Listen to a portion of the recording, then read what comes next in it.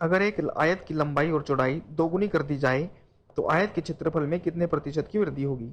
यहाँ पर देखिए लंबाई और चौड़ाई को दोगुना करने की बात कर रहे हैं। अगर लंबाई मान लीजिए 100 है तो 100 को दोगुना कर दिया तो कितनी हो जाएगी 200।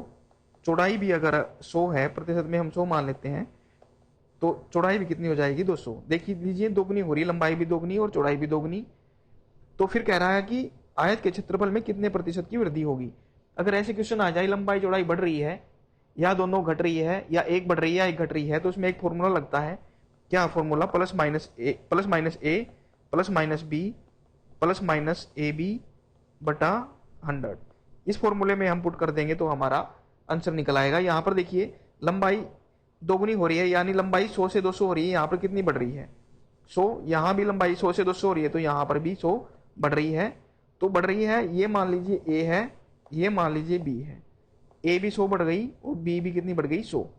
तो प्लस माइनस ए, तो प्लस माइनस ए कितना है 100, प्लस माइनस बी, तो प्लस लेंगे हम प्लस है क्योंकि दूसरा भी कितना है 100, प्लस माइनस अब लेते हैं ए बी, तो प्लस है तो दोनों, तो प्लस ले लेंगे। ए बी कितना 100 गुना 100, 100 गुना 100 और बटा कितना हो गया 100।